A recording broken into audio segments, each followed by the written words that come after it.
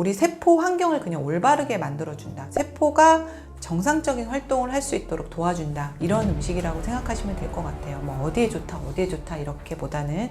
근데 결국에는 암이라는 것도 자가 면역이라는 것도 세포 활동에 오류가 있어서 잘못돼서 일어난 일들이라고 볼 수 있거든요. 근데 이 복합 세포 주스는 자기소개 부탁드립니다. 안녕하세요. 인플스테이지 구독자 여러분.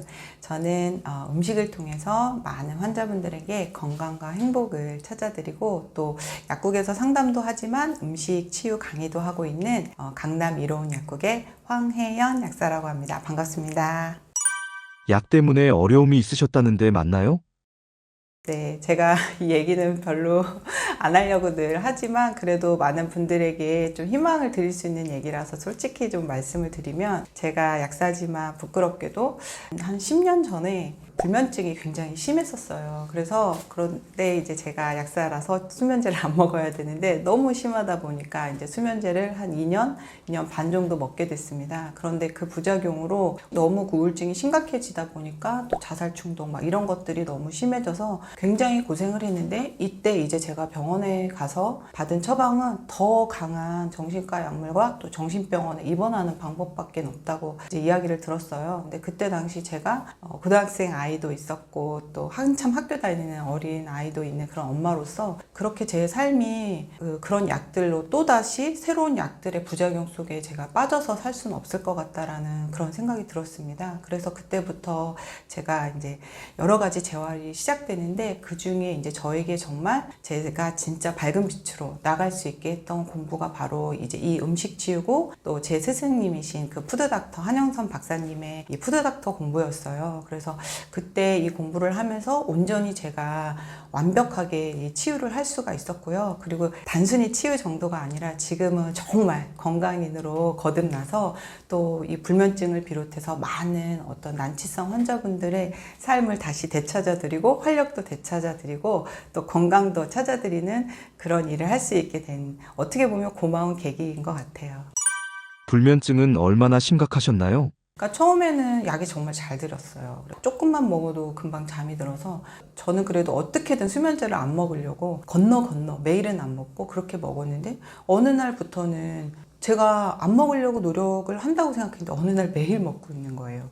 근데 매일 먹으니까 용량이 이제 점점 늘어나기 시작하는 거예요. 처음에 먹었던 용량 갖고는 잠이 안 오니까 근데 그 다음부터는 아예 절제력을 잃어버리는 제 자신을 보게 됐어요.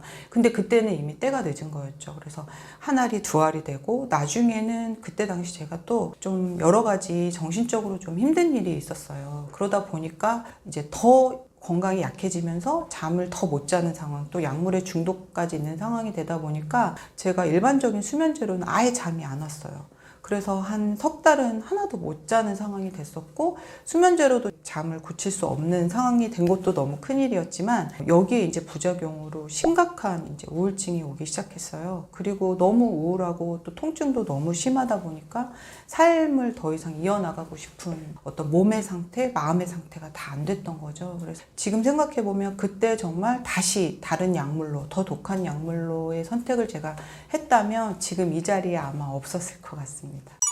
그런 상황에서 어떻게 약을 끊으셨나요? 사실 저는 약사였지만 정말로 이 불면에 대해서 깊이 공부를 하지 않았던 것 같아요. 솔직히 말씀드리면 그때 사실 여러 이제 정보들을 찾아보면서 제일 먼저 했던 게 제가 걷기부터 시작을 했던 것 같아요. 제가 그때 잠을 못 잔 여러 가지 이유 중에 하나는 햇빛을 많이 안 봤던 이유도 있고 또 이렇게 일상에서 일은 했지만 운동을 따로 열심히 하지 않았던 그런 이유들도 있었어요. 그래서 제가 지금도 걷기를 굉장히 강조를 하고 있는데 정말 그냥 몸이 너무 안 좋아서 죽을 것 같았는데도 그냥 하염없이 걸었던 그런 기억이 있고요. 그런데 조금씩 제 몸이 회복되어 갔어요. 그리고 그때 당시 수면제도 하루아침에 끊는 건 절대 아니었어요. 끊는데 한 3년 정도 총 걸렸던 것 같고요. 차츰차츰 용량을 줄여가면서 제가 할 수 있는 모든 것들을 해 갔던 것 같습니다. 근데 그때 여러 선생님들도 있었고 또 책도 도움을 많이 받았고 그렇게 해서 스스로 이제 약을 떼는 방법 또 제 몸이 스스로 다시 회복을 해서 약이 없이도 잘 수 있는 여러 가지를 제 몸을 통해서 어떻게 보면 임상 실험을 했던 것 같아요. 뭐 음식의 도움도 있었고 생활관리법도 있었고 사실은 그러한 여러 가지 방법들이 지금 불면증 환자들에게 열심히 알려드리고 또 그걸 통해서 많이 도움을 또 받으시기도 합니다. 정말 그 대단한 게 어떻게 보면 잠을 아예 못 자는 건 정말 큰일이잖아요. 그러니까 더 센 약을 주자 아니면 주사를 뭐 넣자 아니면 병원에 아예 입원시켜서 뭐 이런 것들만 생각하는데 사실 제가 그때 당시 뒤돌아보면 아주 작은 생활의 오류들이 저를 이렇게 망가뜨렸더라고요. 첫째, 그러니까 물을 많이 안 먹었다는 것, 그리고 두 번째는 햇빛을 정말 많이 안 봤다는 것, 그 다음에 일은 했지만 운동을 소홀히 했다는 것, 그 다음에 그때 먹는 걸 정말 소홀히 했던 것 같아요. 그래서 지금 생각해보면 이 뇌 활동에 필요한 어떤 수면이라는 활동에 필요한 기본적인 혈액을 생성하는데 필요한 재료들을 넣어주지 않았다는 거죠. 그때만 해도 막 미용적으로 날씬한 몸매 아프면서도 막 그런 걸 추구했기 때문에 진짜 건강인으로 사는 방법에 대해서는 정말 부끄럽게도 노력을 하지 못했던 것 같습니다. 진정한 음식 치유 어떻게 시작하셨나요? 요즘 이제 많은 채널에서 이제 막 뭐가 좋다, 뭐 하나면 된다, 막 이런 얘기들을 너무 많이 이제 듣다 보니까 환자분들이 저한테 너무 헷갈려요. 이런 말씀 되게 많이 하시고 또 각자 나름의 방법으로 많은 것들을 하고 계세요. 근데 사실은 제가 해보니까 실질적으로 제가 한다는 건 제 몸에도 그렇고 제가 상담을 해서 환자들하고 음식 상담을 해보니까 정말 뭐가 좋다라는 것도 너무 중요한데 정말로 하지 말아야 할 것을 안 먹는 것도 되게 중요하더라고요. 그래서 실제로 진짜 술, 담배, 또 밀가루, 설탕 이런 것들을 그냥 먹으면 먹는 대로 좋은 걸 한다고 해서 잘 안 낫는 거예요. 이게 너무나도 치유에 방해가 되는 거죠. 정말 이런 말씀 드리면 너무 속상해 하실 거예요. 근데 제가 실제로 해보면 그렇더라고요. 그래서 저도 최근에 이제 이런 것들을 완벽하게 끊었습니다. 근데 저도 사실은 환자분들에게 이거 드시지 마세요 라고 하면서도 제 자신도 완벽하게 끊지 못했던 거예요. 그래서 그걸 끊을 때 저에게 굉장히 도움을 준 음식이 있어요. 이 저희 책에도 보면 과채 환원 스프라는 음식이 있어요. 근데 저도 환자분들한테 설탕, 밀가루 드시지 마세요. 술 드시지 마세요. 라고 하면서도 그분들이 그런 얘기하면 어떻게 끊어요? 라고 말씀을 하세요. 그래서 저도 말은 하지만 언행불일치로 완벽하게 못해서 안 되겠다. 나부터 끊어야겠다. 라는 생각이 들어서 그 과채 환원 스프를 그냥 거의 한 달에 가깝게 그냥 매일 먹었습니다. 이게 만들기가 뭐 전혀 어렵지가 않고 굉장히 그냥 우리가 흔한 재료들 가지고 만드는데요. 사과, 단호박, 양배추, 토마토, 바나나 이렇게 5가지 채소를 한 1대1대 비율로 해서 적당한 물을 넣고 한 40분 정도 삶으세요. 그래서 갈아서 스프를 만드셔서 이게 한 끼 식사로도 굉장히 충분하고 제일 중요한 건 그거예요. 우리 몸이 정화가 되는 거거든요. 뭐 이런 실험도 있다고 하잖아요. 이렇게 쓰레기가 있는 곳에 사람들이 무심코 지나가면 쓰레기를 계속 버리고 싹 치워놓으면 거기에 아무도 쓰레기를 버리지 않는 것처럼 우리 몸도 정화가 되고 맑은 물로 바뀌게 되면은 더 이상 뭔가 해로운 물질을 넣고 싶지 않은 의지가 저절로 생기는 그런 결과물이거든요. 그래서 제가 정말 그 과채환원 스프를 정말로 중독이나 그런 어떤 나쁜 물질을 이렇게 더 이상 먹지 않는데 도움을 줄까라고 저도 사실은 많은 분들에게 권하고 있었지만 약간 의구심이 있었어요. 그래서 제가 먼저 해봐야겠다 생각이 들어서 그걸 한 달 정도 실천을 해보니까 정말 제가 그 이후에 지금까지 거의 먹지 않고 있어요. 그래서 저는 제가 느낀 것 중에 물론 여러 가지 음식 치유, 뭐 지금 오늘도 늘 실천하고 있지만 정말 어떤 나쁜 음식을 좀 이제는 그만 먹고 싶다라고 하시는 분들은 이 음식을 한번 만들어 드셔보시면 어떨까 이런 생각이 듭니다. 우리가 매일 먹는 음식이 가장 강력한 약인 이유는 무엇인가요? 음식은 누구도 하루도 거르지 않고 하는 행위잖아요. 그렇기 때문에 누적의 효과가 납니다. 근데 이 누적이라는 게 좋은 효과도 누적되지만 나쁜 효과도 누적이 돼요. 제가 한번 예를 들어 볼게요. 이해가 좀 쉬우시라고. 제가 최근에 쇼그렌이라는 자가면역 질환 환자를 좀 상담을 했어요. 근데 이분은 뭐 제가 보기에 쭉 상담을 해보니까 특별히 잘못한 거는 없었는데 자가면역이라는 엄청난 질환이 오게 된 게 이분이 기본적으로 소화가 잘 안 되는 위산이 부족한 저산증 환자였습니다. 근데 이분이 안타깝게도 고기를 되게 좋아하셨대요. 근데 이 위산은 이 단백질이라는 것을 잘 쪼개기 위해 충분히 분비가 되어야 되는데 이분은 항상 위산 분비가 잘 안 됐던 거예요. 그러다 보니까 잘 잘라지지 못한 단백질 덩어리들이 조각조각들이 우리 몸을 돌아다니면서 염증도 일으키고, 또 하나는 장내 미생물도 균형을 깨버리는 거죠. 그래서 유해 미생물들이 계속 자라나게 만들고, 그리고 여기저기 염증 상황이 계속 진행되면 우리 면역세포들은 쉴 틈이 없습니다. 계속 촉각을 세우고 전쟁 상황을 계속 하는 거예요. 어떻게 보면 총을 그냥 계속 난사를 하고 있는 상황이죠. 그렇다 보니까 정상세포까지 공격을 하게 되는 거예요. 그래서 이제 이 자가면역 질환이라는 게 왔다, 이렇게 설명을 드렸어요. 그래서 이분에게 약은 무엇일까요? 뭐 대단한 자가면역 치료제가 아니라 위산을 충분히 만들어낼 수 있는 물과 또 좋은 소금, 뭐 죽염일 수도 있고요. 그리고 식초, 천연 식초, 단백질을 잘 잘라낼 수 있는 이런 거고요. 이분에게는 육식을 좀 배제하라고, 당분간은 좋아지실 때까지는 이렇게 말씀드리는 게 이분의 치료제가 된 거죠. 예, 두 번째는 또 반대의 경우예요. 제가 이분도 최근에 상담을 했던 사례인데, 이분 같은 경우는 정말 누가 건드리기만 해도 너무 온몸이 아파서 음식조차 씹을 수가 없고 아예 바깥 외출도 잘 못하신다고 하신 분이 계셨어요. 근데 이분은 저염식이라고 하는 나름 건강을 생각하려고 저염식을 꾸준히 진행을 해왔고, 또 하나는 이분은 또 채식만 하신 거예요. 근데 몸이 너무, 실질적으로 몸이 너무 말라 계셔서 정말 근육도 하나도 없었고 혈액도 하나도 없었고 체액도 너무 부족한 상황이죠. 그래서 이분은 이런 서무근육통이라는 질병이 오시게 된 거예요. 그래서 이분에게 처방은, 이분은 심지어 또 음식도 굉장히 절식을 하고 있었던 거예요. 여기저기서 뭐 단식이 좋다, 간헐적 단식이 좋다, 채식이 좋다, 많이 먹지 말아라, 소금도 먹지 말아라, 이렇게 해서 이분에게는 물과 소금을 충분히 드시게 하고요. 혈액 생성과 콜라겐 생성, 즉 좀 근육도 만들고 몸집도 불릴 수 있는 그런 음식 처방으로 제가 도와드렸습니다. 이분에게는 어디에 가서도 치료를 못 하셔서 거의 몇 년 동안 아예 외부 생활을 못 하시고 있어서 뭔가 대단한 약이 이분을 고쳐드릴 수 있을 거라고 생각을 하셨을 거예요, 이분도. 근데 이분의 처방이 이렇게 단순하다 보니까 아마 이분도 굉장히 저한테 고맙고, 앞으로도 저한테 많은 환자들에게 이런 희망과 행복을 찾아줬으면 좋겠다고 저한테 그렇게 말씀해 주셨어요. 그러니까 누구도 본인이 왜 이런 병이 왔는지, 왜 이게 이렇게 됐는지를 한 번도 말해준 적이 없었대요. 병원을 거의 3, 4년 동안 다녔는데, 그래서 저한테 너무 감사하다고 말씀을 해주신 게 기억이 나네요. 음식으로 병을 치유한 환자분들의 사례가 있나요? 저는 실질적으로 정말 예전에 비해서 지금은 음식과 생활관리만으로 환자분들을 상담하고 있어요. 정말 더 음식만으로 하려고 지금 더 많이 노력을 하는데, 그래서 제가 프로그램을 하나 만들었습니다. 식단 코칭 프로그램이라고 해서 환자분들과 정말 실시간으로 카톡을 하면서 그분의 먹는 어떤 습관을 교정해드리고 레시피도 알려드리고 하면서, 제가 좀 기억에 남는 사례는 이분이 약간 좀 체중도 어느 정도 있었고 당뇨라든지 모든 사대 질환이 다 있었어요. 혈압도 있었고, 그렇다 보니 혈관 막힘이 굉장히 심각해져서 구안화사라는 질환이 와버린 거예요.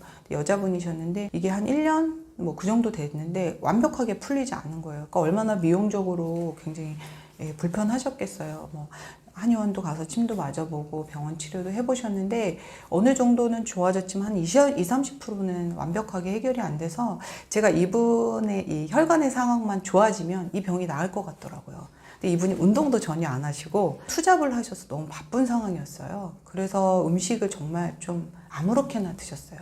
그냥 흔히 말하는 가공식품 위주로 그냥 배만 이렇게 채우면 됐지 하는 상황으로. 그래서 이분에게 제가 이제 식단 코칭으로 건강한 음식을 최대한 바쁘시지만 드실 수 있는 방향을 말씀을 드리고, 정말 살을 그야말로 한 9kg 빼드렸습니다. 한 석 달 동안. 근데 한 달도 안 돼서 그 구안화사가 완벽히 좋아졌어요. 그리고 혈압도 거의 정상으로 돌아오고, 뭐 고지혈증이라든지 당뇨, 전단계 이런 부분도 굉장히 해소가 돼서 굉장히 기억에 남아요. 그래서 이분이 굉장히 뭐라 그럴까, 좀 마음도 이렇게 우울하고 좀 힘든 상황이었어요. 근데 마지막에 저에게 너무 고맙다면서 이렇게 사진을 비포 애프터를 저에게 이렇게 비교를 해서 주셨어요. 이분에게는 이런 게 굉장히 진짜 어려운 극아이의 성격이셨거든요. 근데 진짜 너무 변해서 기분이 좋아서 저에게 보내주신 거예요. 그래서 그분의 사례가 굉장히 기억에 남고, 또 최근 사례는 남자 약사님이세요. 저는 약사님들도 많이 코칭을 하고 있거든요. 근데 이분이 나름 방법으로 다이어트도 하고 운동도 굉장히 열심히 하셨어요. 정말 근육량도 진짜 많고, 근데 체중이 체중이 거의 90kg에 육박하셨고, 에이, 약사님이 과연 내 살을 빼줄 수 있을까? 이런, 그냥 한번 해봐라 이런 마음으로 저에게 오셨는데, 제가 지금 한 2달 조금 넘게 해드렸는데 한 8kg 정도 가까이 감량됐는데, 이 감량이 중요한 게 아니라 이분이 정말 알게 모르게 여러 가지 질병이 있으셨더라고요. 뭐 혈압도 있었고 코골이도 있었고, 피부 염증, 알러지, 뭐 그런 자잘자잘한 증상들이 너무 많으셨던 거예요. 근데 그게 그냥 다 너무 좋아지신 거죠. 그래서 저한테 정말 매일 고맙다고 약사님 덕분입니다. 맨날 이렇게 말씀해 주셔서 최근 사례로는 너무 기억에 남고, 또 정말 저한테 한 1년 반 정도 오신 고객분이 있었는데, 제가 이제 여러 가지 제품으로는 이러저러한 걸로 어느 정도는 케어가 되셨어요. 그런데 완벽하게 되신 상황이 아니었거든요. 항상 두통도 있었고 늘 갑상선이나 유방 이런 데 문제가 있어서 검진을 계속 다녀야 되는 상황. 항상 검진하고 나면 항상 기분이 안 좋아지셔서 오셨어요.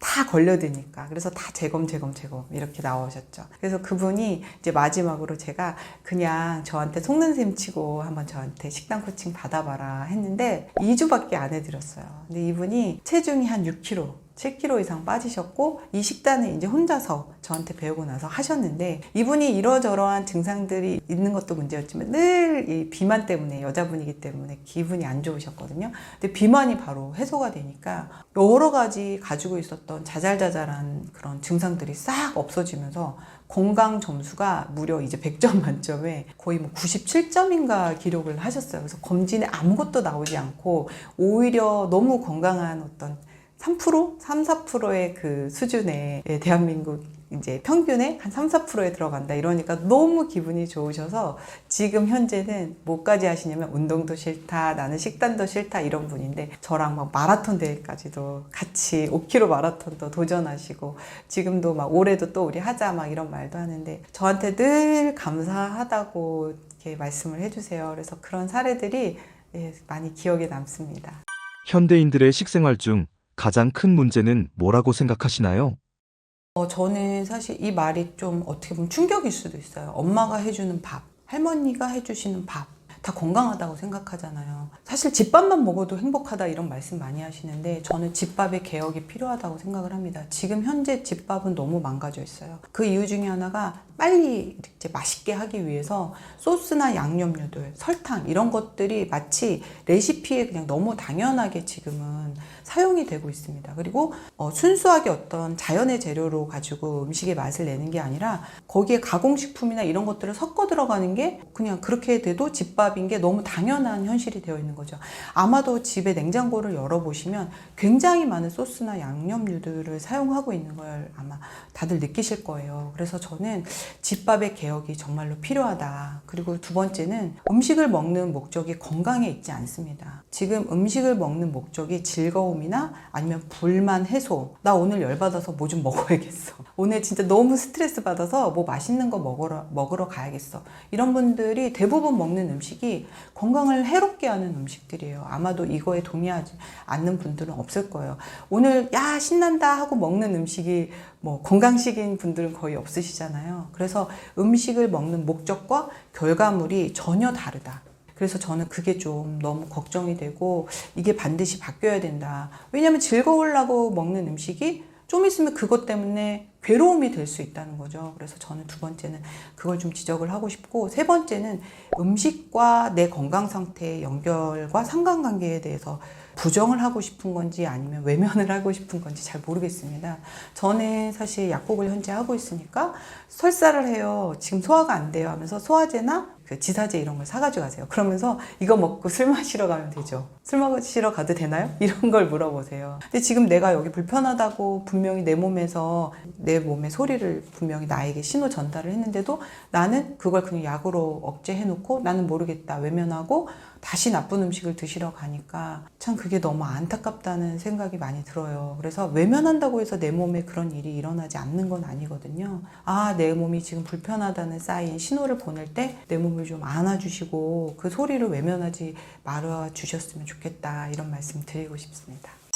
현대인이 자주 먹는 최악의 음식 3가지는 어떤 것인가요?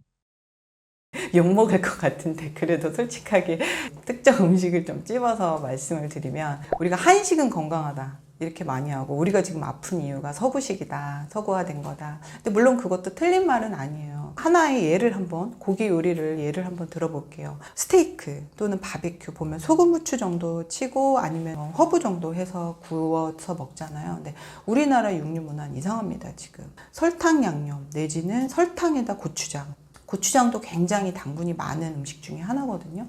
그렇게 양념을 해서 심지어 구워요. 아니면 볶아요. 이렇게 되면 사실 순수하게 소금 후추만 해서 먹은 구이보다 훨씬 나쁜 음식으로 변합니다. 그리고 지금 한식은 전부 다 정말 심지어 김치찌개, 된장찌개까지도 레시피가 설탕이 들어가는 게 마치 당연한 것처럼 아이들이 있는 집에서는 아이들이 안 먹기 때문에 무조건 달게 해주자.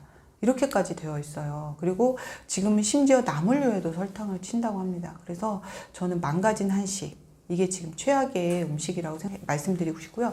두 번째는 조리법이에요. 제가 나름 이렇게 표현을 했는데 다단계 조리법. 요즘 막 음식 프로 되게 많이 나오잖아요. 그런데 보면 고난이도 테크닉이라고 하는 건데 막 삶았다가 다시 그걸 튀겼다가 또 볶았다가 양념에 버무렸다가 이렇게 음식이 마치 그냥 무슨 세탁소에 빨래처럼 넣었다 뺐다 구웠다 뭐 튀겼다 이렇게 하는 과정에서 영양소는 다 파괴가 되고요.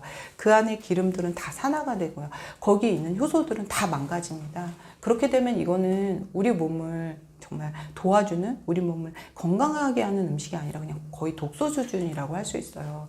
그래서 이러한 어떤 고난이도의 어떤 다단계 이런 조리법이 좋은 게 아니라 정말 음식의 조리는 최소한 저온 조리로 단순하게 할수록, 그리고 양념도 죽염이나 죽염 간장, 된장 정도로 단순하게 하고 재료가 가지고 있는 본연의 맛을 충분히 그렇게 하셔도 충분히 맛있게 드실 수 있거든요.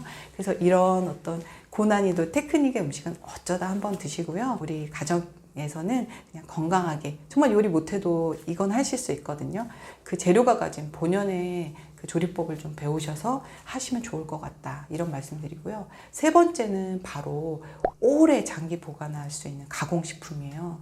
이 가공식품을 한번 잘 들여다보시면 장기 보관할 수 있다? 그 얘기는 미생물도 먹지 않는다는 얘기예요. 근데 미생물도 심지어 못 먹어내는 음식을 사람이 먹겠다? 이거는 생명이 멈춰버린 음식, 생명이 없는 음식을 사람이 먹는다는 거예요. 그럼 우리는 음식을 통해서 뭘 받는 거죠? 결국엔 생명력을 만들어내고 생명력을 얻는 거예요. 그런데 이런 음식이 과연 우리에게 생명력을 만들어낼까요? 전 아니라고 봅니다. 그래서 최근에 불임 부부들이 굉장히 많아요.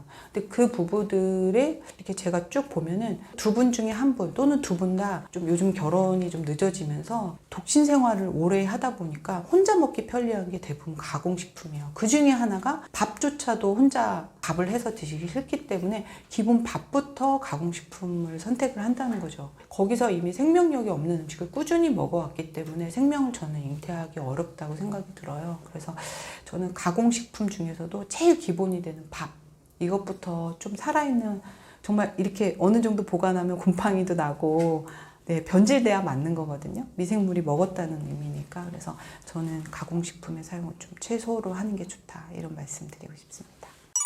열심히 채식을 했는데 병이 낫지 않는 이유는 무엇인가요? 맞아요. 저는 그거에 대한 고민을 최근에 더 많이 하게 됐어요. 사실 저도 좀 채식 위주의 식단을 되게 오랫동안 했다가 이번에 좀 제 몸이 또 여기서 살짝 뭔가 나빠지는 걸 보면서 제 몸을 통해서 좀 깨달은 게 있는데, 결국에는 이거예요. 보편타당하게 좋은 건 없다. 그러니까 어떤 분에게는 어떤 해독이라든지 빼기가 중요한 부분이 있고요. 어떤 분은 요즘 구조물 자체, 즉 우리 몸의 구조물 자체를 유지하는 게 힘든 분이 있어요. 그런 분은 더하기 처방이 필요합니다. 근데 우리도 어쨌든 동물이다 보니까 동물성이 필요한 거예요. 그래서 근육을 만들어주고 피를 만들어주는 부분에 있어서는 때로는 동물성 음식이 좀 필요한 분들이 있더라고요. 그리고 아예 쌀밥 같은 것도 아예 안 드시는 분이 있는데, 사실 채소는 세포벽으로 이루어져 있습니다. 그래서 소화력이 아주 좋은 분들은 채소에 있는 영양소를 충분히 이렇게 내 몸으로 가져와서 뭐 내 몸에 피도 만들고 할 수 있지만, 대부분 이렇게 바싹 마르신 분들은 채소만 가지고는 그 세포벽을 잘 깨서 그 안에 어떤 유효물질을 얻어내기 어려운 소화 상태일 거 아니에요. 체격이 굉장히 마른데 소화력이 좋지 않잖아요. 그래서 그런 분들 같은 경우는 좀 소화하기 좋은 또 우리 몸의 빨리 구조물들을 좀 튼튼히 만들어줄 수 있는 동물성 식품도 좀 필요하다는 생각이 저는 최근에 좀 많이 들었어요. 그래서 저는 좀 맞춤 처방을 하고 있어요. 더하기가 필요한가? 빼기가 필요한가? 그런데 또 이런 분들이 있어요. 체격이 너무 좋은데 이미 넘쳐나요. 근데도 몸에 좋은 걸 계속 드시고 있는 거예요. 근데 이런 분들 같은 경우는 정말 단식도 좀 필요하고 정말 그런 분들은 채식이 좀 위주의 식단이 필요할 수도 있죠. 그래서 저는 각자의 상황에 맞는 음식 처방이 굉장히 중요하다. 그래서 보편타당하게 뭐가 좋대더라 이렇게 쫓아서 내 몸을 관리하시면 오히려 그게 독이 될 수 있다. 이런 말씀을 좀 드리고 싶네요. 아프고 나서 바뀐 약사로서의 철학이 있나요? 제가 환자로서 살아보니까 환자들이 얼마나 나약하고 또 어떠한 도움을 원하는지를 좀 알게 됐어요. 그래서 저는 제가 환자를 상담할 때 제가 환자였을 때 느꼈던 어떤 상실감, 외로움, 또 치유자가 어떻게 위로를 해야 되는 것도 느꼈고 또 하나는 이분들이 얼마나 힘들까. 예전에는 환자가 아니었기 때문에 그분들의 고통이 사실 제 고통처럼 그렇게 피부에 와닿지 않았어요. 근데 지금은 환자분들의 그런 마음이 그냥 그대로 제 피부에 와닿는 것 같아요. 그래서 그냥 뭐 좀 해보다가 안 되면 뭐 남의 일이야 이렇게 생각할 수도 있는데 지금은 좀 약간 집착이라고 할까요? 꼭 그분이 낫는 데까지 끝까지 도와드리려고 하다 보니까 제가 그래도 많은 분들을 좀 치유하는 성과를 이뤄낼 수 있었던 많은 도움을 받았던 것 같아요. 그게 제가 실력이 뛰어나서가 아니라 제 마음이 어떻게든 환자를 낫게 해야겠다라는 어떤 그런 신념이나 집착에 가까운 그런 게 있었기 때문에 저한테서 어떤 치유를 하는 사례들이 조금씩 늘어나면서 제가 이 자리까지 오게 된 것 같습니다. 그런데 죄송하게 요즘은 많은 환자를 보다 보니까 제가 그렇게까지 케어는 많이 지금은 잘 못 해드리고 있는 건 좀 사실이긴 해요. 약에 대한 관점을 왜 바꿔야 할까요?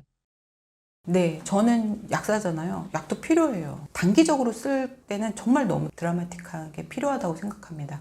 그런데 이게 내가 장기로 갔을 때는 저는 약도 누적의 효과를 나타내서 반드시 그거에 대한 반대급부가 있다고 생각을 해요.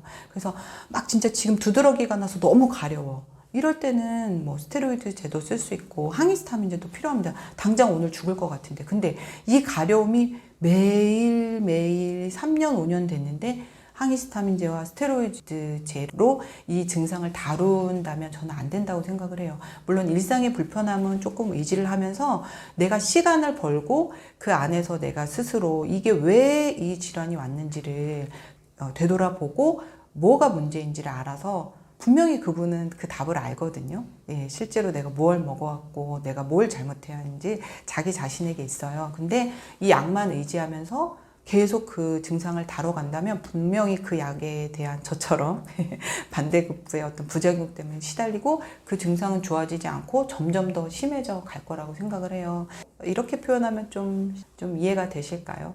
만약에 우리 몸이 질병이라는 거를 뭐 자동차로 표현을 한다면 자동차가 막 폭주하는 자동차 이게 질병이다 이러면 폭주하는 자동차를 그 약은 잠깐 멈출 수는 있습니다. 근데 그 운전사를 바꿀 수는 없다는 거예요. 그 운전사는 바로 음식이고 잘못된 생활 관리라는 거죠. 운전사가 바뀌어야지 누가 잠깐 장애물로 차를 멈춘다고 해서 폭주하는 자동차가 멈추진 않는 거거든요. 그렇게 하면 좀 이해가 되실까 생각이 되네요. 음식 공부를 해야 하는 이유가 무엇일까요? 제가 요즘에 여러 이 환자들, 근데 얘기 들어보면 정말 어디 책에도 나와 있지 않은 질환들이 되게 많아요. 뭔가 병원에 가서도 뭐 검진을 했는데 아무것도 나쁜 게 없다고 나오니까 환자분들이 너무 답답해 하는 거예요. 이름을 붙일 수도 없는 희한한 병들도 너무 많고, 그리고 심지어 그걸 낫게 하기 위해서 뭐 안 해본 치료가 없는 거예요. 그래서 이 현실이 너무 안타깝고, 그분들이 진짜 많은 분들을 만나면서 이분들이 금전적으로도 또 정신적으로도 너무 많이 피폐해져 있더라고요. 그래서 정말 너무 이런 분들이 생각보다 되게 많구나, 그런 생각을 또 너무 많이 하고, 또 하나는 되게 놀라운 것이 있었어요. 여기저기서 매체에서 많은 것들을 정보를 뿜어내다 보니까 이분들이 공부를 안 하신 게 아니에요. 공부를 정말 많이 하고 계셨어요. 그런데 그것이 오히려 또 독이 돼서 몸을 망치고 있는 것들을 하고 계시는 분들이 너무 많았습니다. 그래서 저는 각자의 음식 치유의 기준을 만들어줄 수 있는 공부를 꼭 하셨으면 좋겠어요. 그래서 일단 내 몸 공부, 또 음식이 각각에 가지고 있는 것도 중요하지만 어떤 치유에 꼭 필요한 그 나의 잘못된 게 무엇이었는가, 이것을 좀 정확하게 찝어낼 수 있는 것, 이런 것들에 대한 공부가 너무 필요하다는 생각이 들었습니다. 그래서 정말 이 원포인트 레슨, 예를 들어서 뭐 요즘 뭐 골프라든지 이런 것들 많이 배우시잖아요. 그런데 핀셋 처방, 뭐 1일 뭐 원포인트 레슨 이런 거는 일단 골프를 어느 정도 칠 수 있을 때 이런 자세 교정이 뭔가 답이 될 수 있는 것처럼 음식도 마찬가지예요. 어떤 분에게는 이러한 음식 처방이 전혀 아닌 경우에 정보가 나오는 경우가 있습니다. 건강인들한테는 현미가 굉장히 괜찮은 방법일 수도 있겠죠. 그러나 몸에 구조물 자체가 없고 소화력 자체가 없는 환자분들에게는 현미 식사가 빈혈도 일으킬 수 있고 근육조차 만들지 못하는 몸이 될 수도 있거든요. 그래서 저는 정말 건강인들도 물론 음식 공부를 해야겠지만 몸에 그 어떤 기본 골조조차 안 되는 분들, 막 그런 아주 심각한 난치성 환자분들은 전체적인 건강 상황을 제대로 우리 몸이 어떻게 이루어지고 운행 방법이 어떤 원리로 이루어지고 치유에 필요한 것이 무엇이고 내가 무엇이 잘못되어서 이런 일들이 일어난 날을 스스로 찾아낼 수 있는 제대로 된 음식 공부를 꼭 한번 해보셨으면 좋겠다, 이런 생각이 듭니다. 일단은 자신감이겠죠. 제가 대부분 이제 음식 치유 강의를 많이 해드리고 있는데 그분들에게서 느껴지는 건 건강의 자신감이에요. 그러니까 항상 건강한 건 아니에요. 때론 아플 수도 있어요. 근데 그 질병을 바라보는 해석하는 능력이 생깁니다. 심지어 암에 걸려도 두려워하지 않을 수 있어요. 우리는 암이 무섭잖아요. 되게 무섭죠. 근데 그게 암의 정체를 모르고 어떻게 하면 암이 좋아지는지를 몰라서 두려운 거거든요. 근데 저희 음식 공부를 한번 하고 나면 어떠한 어려운 질환도 나의 이런 사소한 잘못 때문에 이 병이 왔구나, 이런 질병을 해석하는 시각이 생깁니다. 그럼 우리가 앞으로 남은 인생이 몇 년일까요? 몇십 년씩 되는 인생 속에 때로는 내가 아무리 음식 공부를 했다고 해도 놓치는 부분이 있잖아요. 이것 때문에 아플 수도 있고 또 질병에 걸릴 수도 있고 가족 중에 누구가 또 힘들 수도 있습니다. 그럴 때 정말 질병을 해석하는 눈이 생기고 또 내가 뭘 하면 되겠구나. 그래서 어떠한 질병이 생겨도 내가 해나갈 방법을 아니까 그것만 실천하면 되겠구나라는 생각이 들어서 저는 건강에 대한 자신감, 이게 제일 중요하고요. 또 주변 분들에게 좋은 에너지를 나눠줄 수 있을 것 같아요. 그래서 요즘은 건강염려증이 진짜 너무 많더라고요. 이 먹고 사는 걱정 요즘은 많이 줄었잖아요. 다들 대부분 잘 사니까. 그런데 건강염려증은 진짜 너무 많이 증폭이 되어 있는 것 같아요. 그거는 제가 보니까 어떻게 하면 건강할까에 대한 이론이 없기 때문이에요. 제대로 된 정보가 없기 때문이에요. 정말 정보가 저희를 제대로 뭔가 감동을 줬다면 그런 염려증이 있으면 안 돼요. 저희는 정보의 홍수에 살고 있잖아요. 근데 실질적으로 제가 만나보면 다 본인의 건강을 걱정하고 있어요. 그렇게 많이 공부하고 있음에도 불구하고 그 정보들이 대부분 단편적이고 하나의 흐름을 갖지 못하기 때문에 나에게 확신을 주지 못했거든요. 그래서 저는 제대로 된 음식 공부를 하시면 제대로 됐다, 이 공부가 하면 반드시 신념과 확신이 생깁니다. 나는 어떠한 질환이 와도 내 스스로 이것을 해결할 수 있고 내가 뭐만 더 잘하면 나을 수 있어. 저는 그 확신이 분명히 생길 거라고 생각을 해요. 그리고 제가 공부를 시킨 분들은 한두 분씩 그런 셀프 건강을 스스로 찾아 나가고 있고요. 갑자기 조금 건강적으로 문제가 있더라도 다시 회복하려고 노력하시는, 그리고 불안해하거나 그러지 않는 걸 제가 많이 보거든요. 그게 바로 좋은 점이라고 할 수 있습니다. 몸에 좋은 음식은 무엇인가요? 사실은 제가 저희 협회에서 음식치유 프로그램을 아예 10주, 5주, 8주 이런 식으로 해서 다양한 건강 강의를 하고 있는 이유 중에 하나인데요. 일단은 우리 몸을 제대로 이해하는 게 필요해요. 음식 처방이 그냥 뭐가 좋대더라, 야 표고버섯이 좋대, 토마토가 좋대, 이렇게 해서 먹는다고 해서, 물론 건강인들 같은 경우는 물론 건강한 식재료만으로 도움이 됩니다. 근데 당뇨라는 것 하나만 바라봐도요, 어떤 분들은 정말 당을 많이 섭취해서 오는 분들이 있고요. 어떤 분들은 굳이 탄수화물을 많이 먹지 않아도 계속 혈당을 우리 몸에 소모하지 못하는 병, 즉 근육이 부족해서 오는 분도 있고요. 아니면 스트레스 상황에서 계속 어떤 근육이라든지 어느 부분에서 당을 혈액이 계속 스탠바이 상태로 소모하지 않으면서 계속 대기 상태로 만드는 그런 어떤 원인이 있어서 당뇨가 오는 분들이 있어요. 그래서 자기 몸은 사실 본인이 제일 잘 알거든요. 그러려면은 일단 어떤 우리 몸에 대한 몸 공부가 좀 필요하고요. 또 하나는 음식도 전략적으로 해서 나에게 맞는 맞춤 처방을 찾아내는 게 필요해요. 근데 그것을 할 수 있는 치유자를 만나면 정말 다행인데, 그렇지 못할 경우에는 정말 좋다고 하고 있는데 전혀 그렇지 않은 경우도 저는 많이 보거든요. 그래서 공부를 좀 많이들 하고 계신데, 저는 좀 시리즈로 이렇게 하나의 음식 치유의 기준을 만들 수 있는 제대로 된 음식 공부를 꼭 좀 하셨으면 좋겠다. 그리고 앞으로 저는 이제 음식 강의들을 많이 저희 협회에서 하고 있는데, 많은 분들에게 좀 더 도움이 될 수 있도록 다양한 강의 프로그램도 만들고 있으니까 혹시 저희에게 도움이 필요하신 분들은 또 강의도 들으셨으면 좋겠습니다. 식재료가 가진 치유의 힘은 얼마나 큰가요? 그냥 뭐 토마토가 좋더라. 그래서 볶아 먹고, 어떤 분은 즙을 짜서 먹기도 하고 생으로 드시기도 하는데, 우리가 지금 음식을 그냥 먹는 게 아니라 음식으로 약을 만들려고 하는 거잖아요. 그러다 보니 유효 성분을 좀 극대화하는 노력을 해야 이 음식을 통해서 내 몸이 좋아지는 걸 느끼고, 그래야지만 계속 실천할 수 있다고 저는 생각을 해요. 그래서 음식도 제가 약에 대접을 해야지만 또 약의 효능을 낸다, 이런 표현을 많이 쓰거든요. 그래서 그런 어떤 손질법, 조리법 이런 것들을 조금 더 주의해서 만들어 드실 때 저는 더 효과가 극대화된다, 이런 말씀을 드리는데, 예를 들면 이런 거예요. 이제 마늘을 드시는데 어떤 분은 그냥 뭐 통으로 구워서 드시기도 하고, 어떤 분은 또 뭐 생마늘도 또 좋아하시기도 하더라고요. 근데 마늘은 잘라서 한 10분 정도 방치했다가 살짝 익히셨을 때 거기에 또 약간의 기름을 추가했을 때 가장 유효 성분이 극대화입니다. 그 마늘에 있는 알린이라는 성분이 잘랐을 때 그 알리나제가 알리신으로 이렇게 바뀌면서 유효 활성 물질이 극대화되고요. 살짝만 익히시고, 그리고 기름이라는 그것이 같이 들어갈 때 마늘에 있는 알린이 흡수율이 훨씬 좋아집니다. 그리고 토마토도 뭐 워낙 건강한 슈퍼푸드라서 많이 드시고 있는데, 먹는 방법에 대해서는 별로 이렇게 주의를 안 하시는 것 같아요. 야, 많이 먹으면 되는 거 아니야? 이렇게 생각하는데, 그냥 생으로 드실 때보다 토마토의 라이코펜은 살짝 익혀서 기름과 함께 드셨을 때 효과가 좋고요. 또 하나는 토마토 하나 이렇게 먹는 것보다는 마늘이라든지 양파와 같은 백합과 식물과 함께 드시면 대사질환, 콜레스테롤, 뭐 혈압, 이런 대사질환을 해결하는 데 정말 도움을 많이 받고요.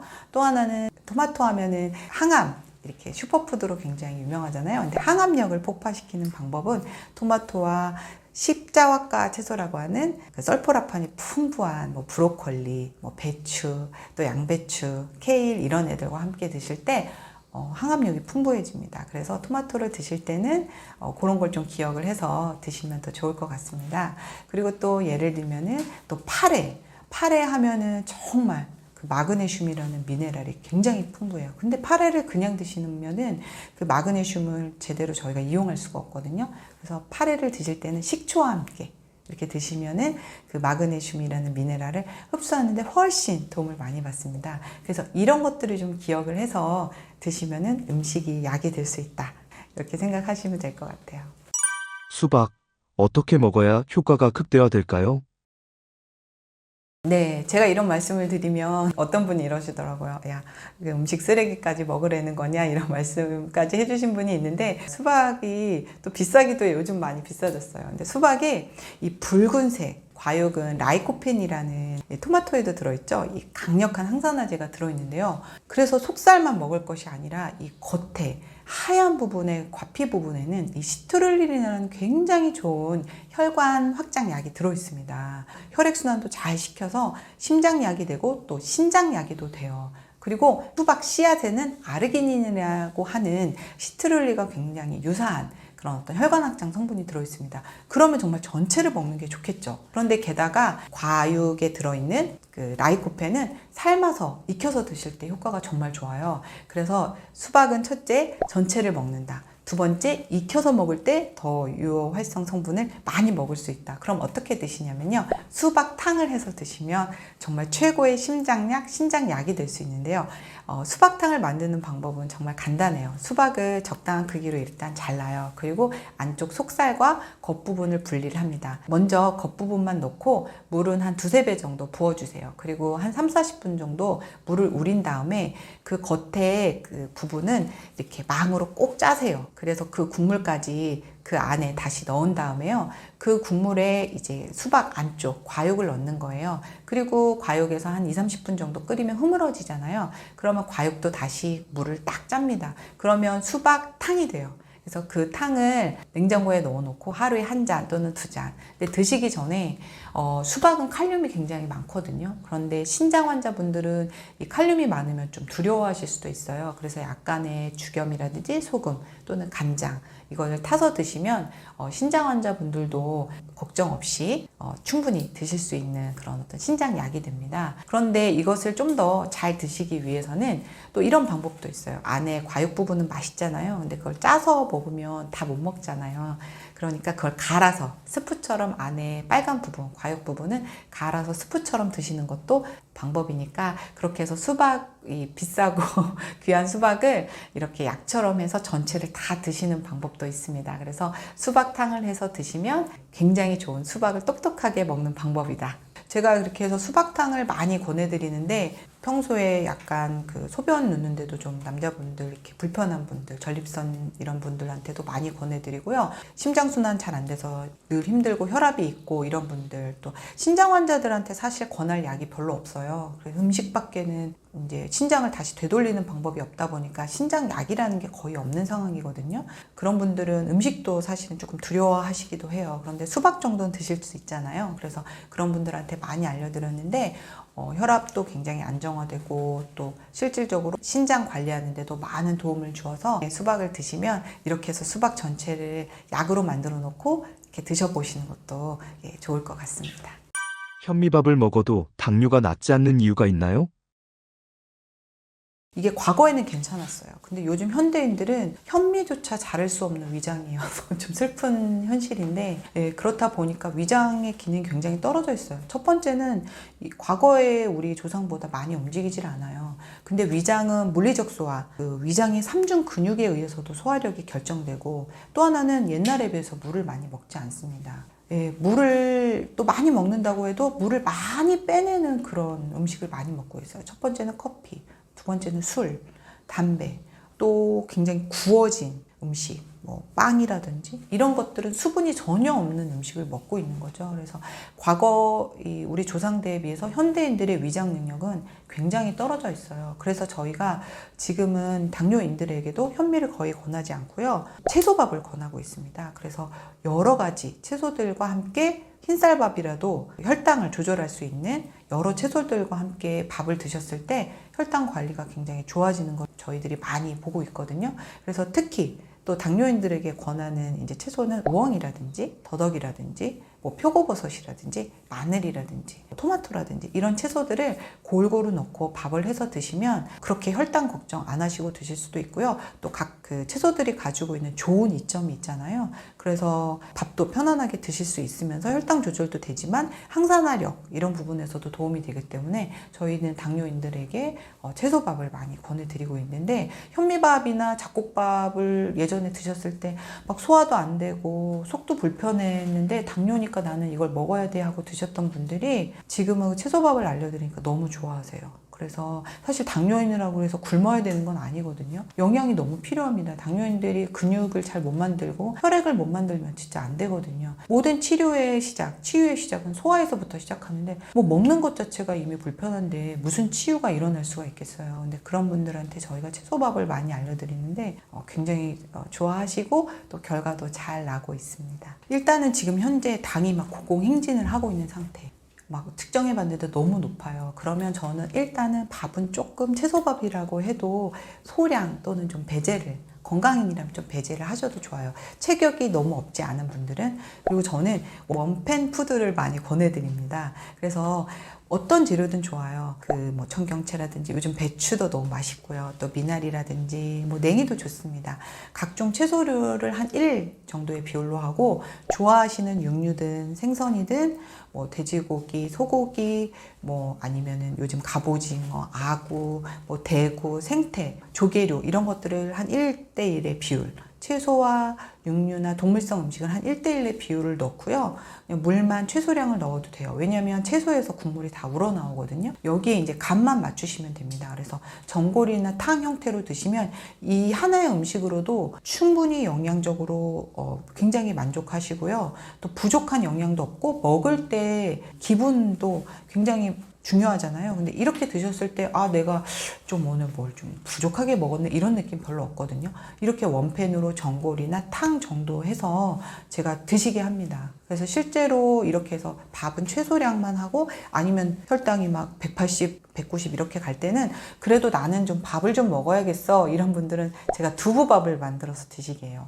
두부를 이렇게 으깨면 두부를 삼배 주머니 같은 데다 수분을 쭉 빼고 이렇게 건조하게 만들어요. 수분을 일단 빼고 그거를 이렇게 기름을 두르지 않고 팬에다 볶으면 수분이 싹 날아가면 이렇게 해서 그걸 좀 담아 놓습니다. 그래서 그거를 매 끼니 먹을 때 밥을 안 먹으니까 좀 서운할 수도 있잖아요. 그래서 두부밥을 만들어서 그걸 한두 스푼씩 드시면서 제가 아까 말씀드린 그 전골 요리라든지 탕 요리를 정말 원 없이 많이 드셔도 돼요. 여기에는 건강한 복합 탄수화물도 있고 항산화 물질도 있고 또 근육을 만들어주는 단백질도 충분히 있거든요. 그리고 단 여기에는 조리 양념만 주의하시면 됩니다. 설탕 절대 안 되고요. 또 소스류들 있죠. 거기엔 또 과당이 많이 들어있습니다. 그래서 여기에는 그냥 순수하게 소금이라든지 죽염이라든지 전통 간장, 된장 이 정도만 넣으시고 간을 해서 원 없이 충분히 드셔도 양 제한 없이 드셔도 당이 정말 잘 조절되는 걸 제가 많이 경험을 하거든요. 그렇게 해서 뭐 김치 정도 이렇게 해서 드시면 하루에 2끼 정도 이렇게 드시는 것도 좋아요. 왜냐하면 당이 충분히 소비가 되는 것도 너무 중요하기 때문에 저는 당뇨인들은 하루 3끼 찔끔찔끔 3끼 먹는 것보다는 먹을 때는 충분히 드시고 또 당이 충분히 소모되는 시간을 또 확보하는 게 좋아서 2끼 정도 원 없이 이렇게 드시고 공복지간 충분히 가져주시는 거를 이렇게 권해드리면 제가 이렇게 권해드렸을 때 당 조절 굉장히 잘 되고 한 10년 정도 당이 굉장히 문제가 됐던 분들도 한 달 안에도 해결되는 케이스를 많이 봤습니다. 그래서 한번 실천해 보셔도 좋을 것 같아요. 당뇨 환자의 고기 섭취 괜찮을까요? 만약에 채식이 좋다고 해서 정말 채식만 먹으라고 해도 과연 실천하실 분들이 있으실까요? 그래서 저는 사실은 당뇨인들에게 채식만 해라. 아니면 또 어떤 분들은 저탄고지가 좋다 해서 고기만 먹어라. 이런 이분법적인 권하기도 힘들고 또 반대급부가 좀 있다는 생각이 들어요. 그래서 제일 어떤 피해가 없으려면 균형적인 식단이 가장 안전한 방법이라는 생각이 들어요. 그래서 제가 해보니까 충분한 채소와 육류든 어류든 이렇게 같이 해서 구성을 해서 드시면 동물성이 가지고 있는 이익도 있거든요. 사실 채식만 해서는 근육이 만들어지지 않습니다. 그리고 혈액도 잘 생성되기 어려워요. 그게 채식의 좀 단점이라서 채식하시는 분들은 뭐 해독이라든지 항산화력에는 좋을지 모르겠지만 일단 몸의 구조물 자체가 약해질 수밖에 없어요. 저희가 동물이다 보니까 그 한계가 있는 것 같더라고요. 이건 제가 그냥 경험적으로 느끼는 건데 그래서 그런 분들 같은 경우는 동물성도 좀 어느 정도 필요하다는 걸 제가 좀 많이 느끼고 있어요.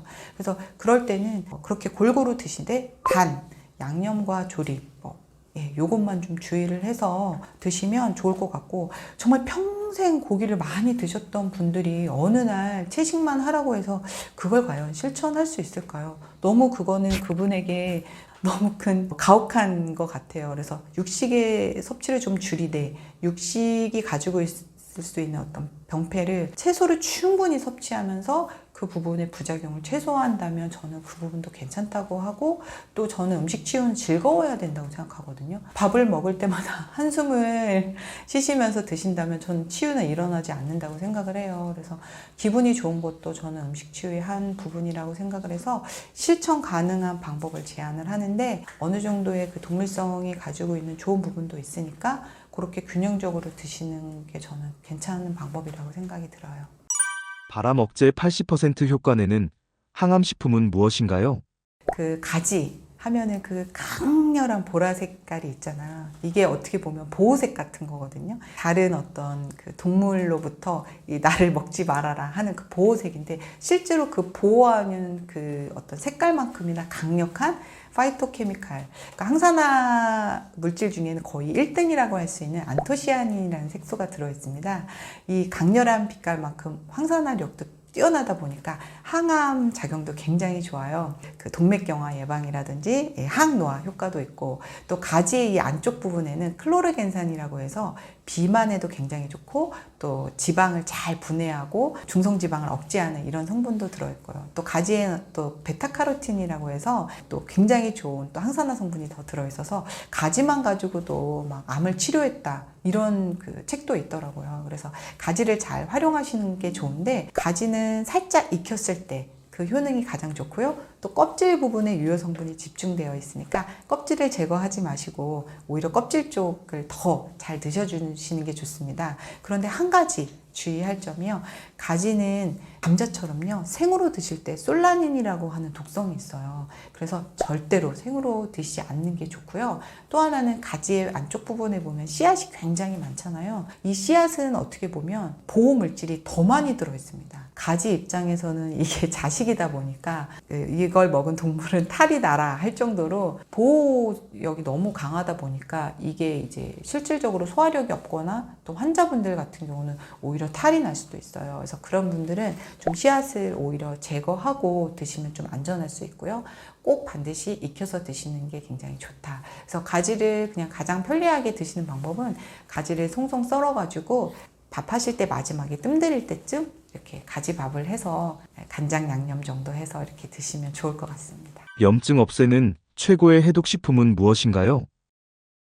첫 번째는 미나리를 말씀드리고 싶어요. 미나리는 그 수생식물이잖아요. 이렇게 건조한 땅에서 살지 않고 축축한 늪지에서 살고 있습니다. 이게 어떻게 보면 건조한 마른 땅보다 생육 환경이 별로 좋지 않은 거거든요. 우리가 화분에 물을 안 줘도 죽지만 화분에 물을 너무 많이 줘도 식물이 죽거든요. 그것처럼 식물은 물이 너무 많은 환경도 사실 살아남기 어려운 조건입니다. 근데 이 미나리는 축축한 늪지에서 사니까 수분을 잘 조절하고 배출하는 능력이 있어요. 우리 몸에서는 어떤 해독, 정화 능력이 좋다. 이렇게 생각할 수 있고요. 두 번째는 미나리는 물을 버릴 줄 아는 능력이 있는 거죠. 그러니까 수분이 굉장히 많아도 그것을 잘 버리는 능력이 좋다. 이렇게 볼 수 있고요. 세 번째는 차가운 물 속에 살아남는다. 이것은 생명력이 좋다. 이렇게도 생각해 볼 수 있습니다. 이 세 가지의 미나리의 능력 때문에 미나리는 우리가 먹었을 때 혈액을 잘 정화하고 해독하고 또 생명력을 만들고, 심지어 미나리는 혈관과도 굉장히 비슷해요. 그래서 사실은 또 미나리 먹으면 질기잖아요. 그래서 혈관의 탄력성도 주고 또 혈관 건강에 아주 특효라고 생각하면 좋을 것 같고, 또 막힌 혈관을 잘 뚫어주는 능력까지 있습니다. 그래서 미나리를 드실 때는 이렇게 드시면 굉장히 좋아요. 이 혈관을 잘 뚫어주는 이러한 역할을 극대화하기 위해서는 우리 몸에서 어떤 잘 뚫고 분해하고 뚫고 나가는 힘이 가장 좋은 것은 바로 소금입니다. 그래서 미나리와 소금이 만났을 때가 가장 그 미나리의 어떤 뚫는 능력, 또 순환시키는 능력을 극대화하는 거거든요. 그래서 미나리를 소금물에다가 살짝만 데쳐서 그것을 말려서 그 다음에 그걸 살짝 덮어주세요. 그리고 갈아서 그거를 가루 분말로 만드신 다음에 물 약간의 미나리 가루를 분말을 풀어서 차처럼 그렇게 드셔도 좋고요. 아, 이게 너무 귀찮아. 그러면 이렇게 만드는 것도 좋습니다. 또 해독에 굉장히 좋은 게 무거든요. 그래서 무랑 미나리를 같이 넣고 충분히 끓여주세요. 그리고 여기에 좀 더 추가를 한다면 숙주까지 넣어도 너무 좋습니다. 숙주도 수생식물의 하나잖아요. 그러니까 해독에 너무 좋다는 거 아마 많은 분들이 알고 계실 거예요. 무, 미나리, 숙주를 끓여서 그 물을 우려내신 다음에 마실 때는 약간의 레몬, 또 약간의 간장과 식초 타서, 이게 가장 좋은 해독수. 그래서 이렇게 드시면 혈관의 혈액순환도 굉장히 좋아지고 또 간 해독도 도와주기 때문에 누구나 집에서 간단하게 만들어 드실 수 있는 방법이에요. 그래서 미나리를 이렇게 좀 드셔보시면 좋을 것 같습니다. 신장에 좋은 식품을 꼽아주신다면 뭐가 있을까요? 신장 환자분들이 저희 약국에도 종종 오시는데 굉장히 난감해하세요. 왜냐하면 신장은 뭘 먹기도 꺼려지시고 또 약이 특별히 없다고 하니까 대부분 그냥 막 어떻게 할지를 몰라 하시더라고요. 그래서 저는 좀 우엉을 하나 좀 소개를 해드리고 싶습니다. 많은 분들이 이제 우엉은 김밥 재료 정도로만 생각하고 이제 마트에 가도 껍질 다 벗겨가지고 이렇게 심지어 잘라서 그래서 먹기 좋은 형태 이 정도로만 이제 많이 드시고 있는데, 우엉은 정말 좋은 식재료 이상의 약이라고 할 수 있는 그 음식입니다. 그래서 우엉이 일단 뿌리 식물이잖아요. 땅속을 깊숙이 뚫고 나가는 뿌리 식물인데 이 식물이 땅속 환경을 버텨내기가 쉽지가 않습니다. 이 육지에 나와 있는 것보다 땅속은 더 험악하다고 볼 수가 있어요. 각종 해충들과 뭐 유해 독소 뭐 이런 것들과 그냥 맞닿아 있기 때문에 땅속 식물들은 기본적으로 이 항산화력이 굉장히 좋습니다. 그래서 우엉의 겉껍질에는 실제로 사포닌이라는 아주 강력한 보호물질이 있는데 이게 우리 몸에 들어와도 항산화력도 좋지만 혈관 청소부라고 할 수 있거든요. 그래서 혈관을 잘 깨끗하게 정리해주는 그러한 또 역할을 하고 있고요. 또 하나는 우엉이 땅속을 굉장히 깊숙하게 뚫고 내려가잖아요. 예, 우엉은 보통 손질 우엉을 많이 사시니까 통 우엉은 보신 분들이 많지 않으실 거예요. 근데 통 우엉을 사보시면 거의 뭐 6, 70cm, 3, 40cm 이상은 굉장히 땅속 쭉 뚫고 내려가거든요. 그 뚫고 내려가는 힘이 우리가 먹었을 때 혈관을 잘 뚫어주고 또 순환시켜주는 능력이 좋다는 거죠. 그러니까 신장 환자분들에게 도움이 될 수밖에 없습니다. 거기에 또 우엉에는 아르기닌이 굉장히 풍부해요. 그래서 피로 회복도 높고 간 기능도 개선해주고 이 아르기닌이 또 혈관을 잘 열어줍니다. 그래서 정말 신장에 또 한번 도움이 된다 이런 말씀도 드리고 싶고 또 하나는 우엉에는 이눌린이라고 하는 혈당을 잘 조절해주는 애가 있어요. 사실 신장이 괴롭게 되는 데는 이 끈적끈적 눌러붙는 당 때문에도 신장이 굉장히 좀 기능이 떨어질 수 있거든요. 근데 우엉에는 이눌린이라는 애가 있어서 혈당을 또 잘 조절해 줍니다. 그래서 이 우엉을 좀 꾸준히 챙겨 드시는 게 굉장히 좋은데 어떻게 만들어서 드시면 제일 좋냐면요. 우엉의 겉껍질을 살려서 채소솔로 잘 닦아주세요. 그 우엉을 자르실 때는 단면이 좀 넓게 편으로 얇게 썰어 주시면 좋습니다. 그래서 그것을 이렇게 말려주시고요. 그 말린 우엉을 이렇게 덮어주신 다음에 차로 끓여서 드시면 제일 좋습니다. 즉 우엉차죠. 그런데 우엉차는 많이 알고 계실 거예요. 근데 저희는 여기에 이제 간장을 살짝 타서 간우 파동수라는 것을 만들어 드시게 하는데요.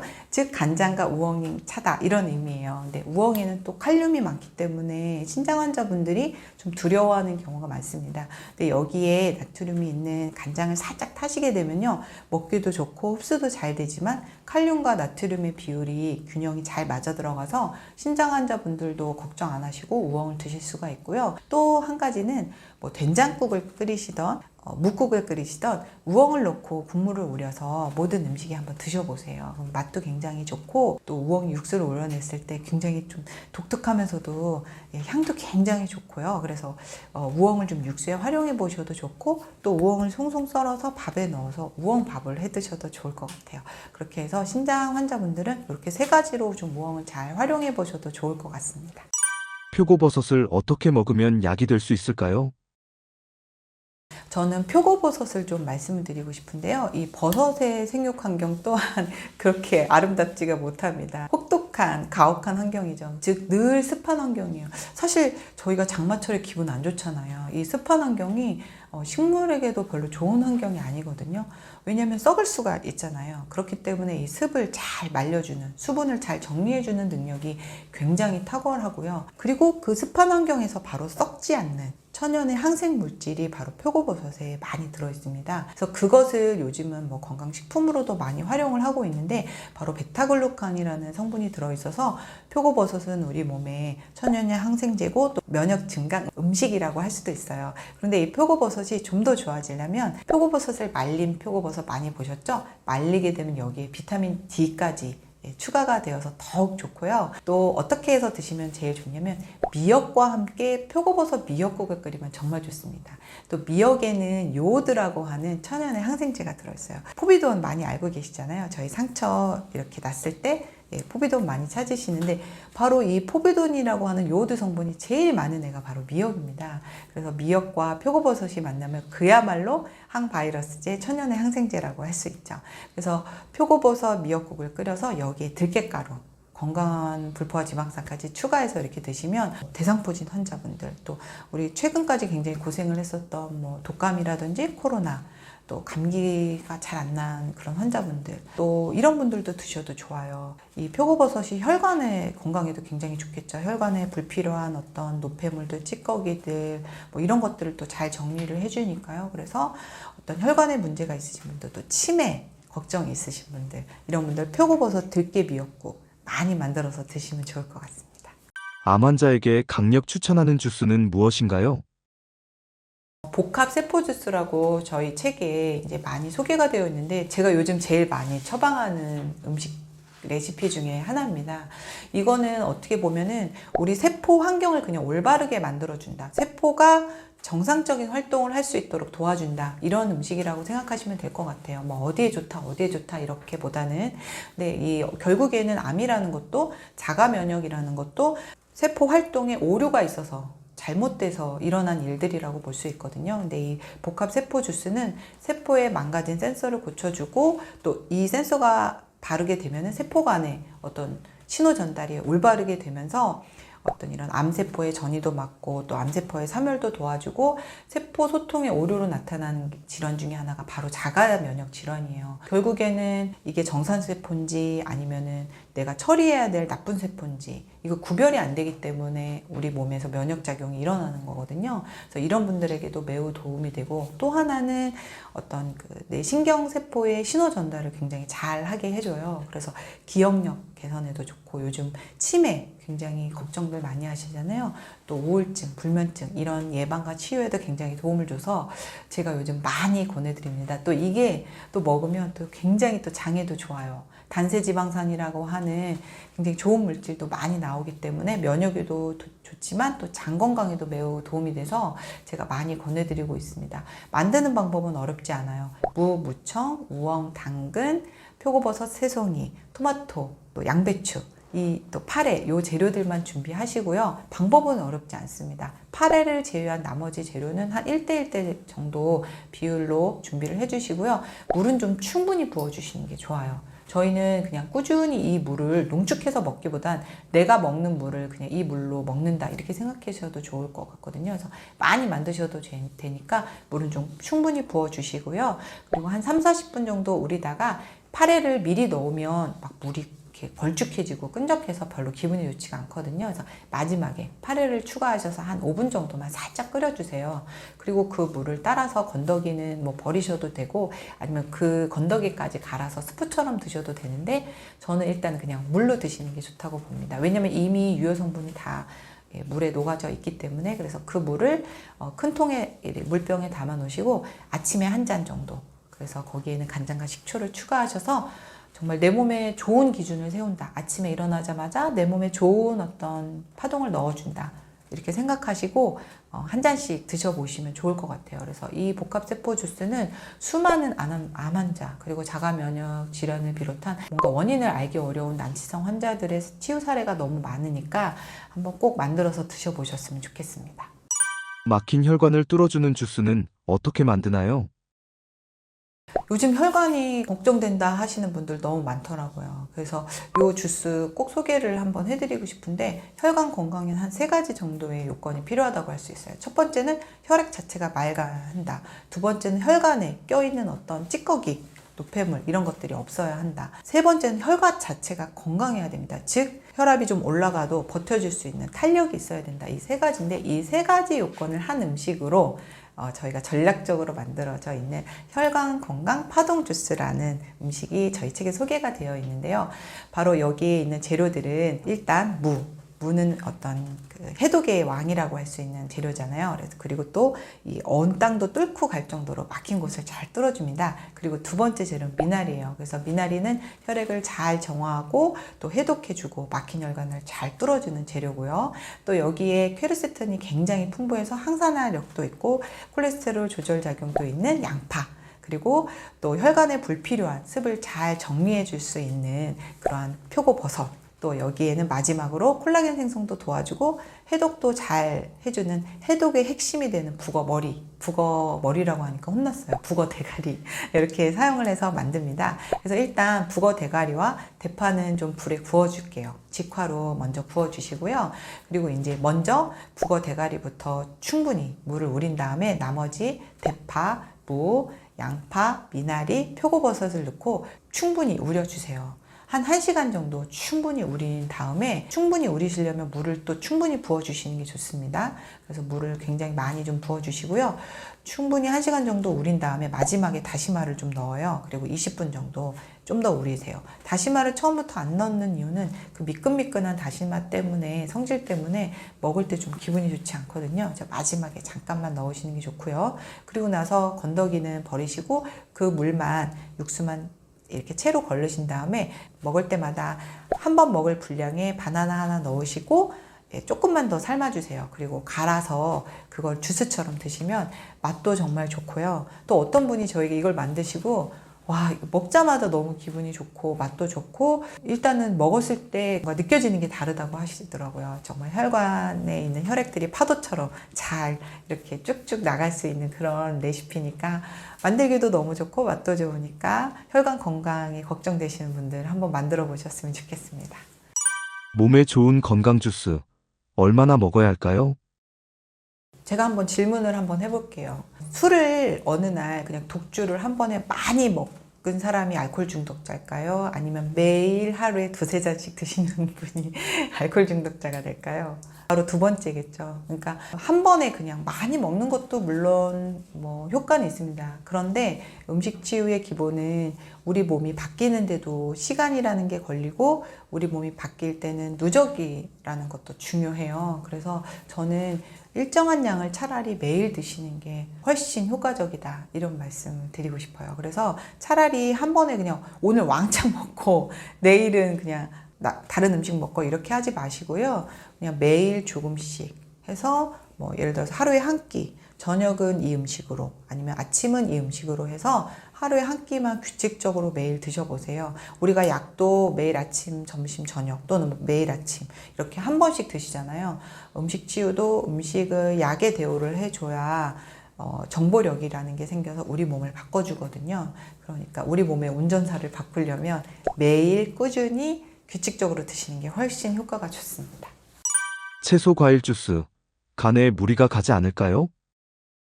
그거는 생일 때 생으로 갈아 드시면 거기에 있는 이제 파이토케미컬이 결국에는 보호하는 물질이다 보니까 이것이 이제 우리 몸도 공격을 할 수 있는 부분이거든요. 근데 익혀서 드시게 되면 이런 부분이 훨씬 상쇄가 돼요. 우리 몸을 그 공격하고 뭔가 소화를 안 하게 하는 어떤 보호 물질들이 조금은 상쇄가 되기 때문에 익혀서 드실 때는 아무리 좀 소화력이 없는 분들도 큰 탈이 나지 않았고요.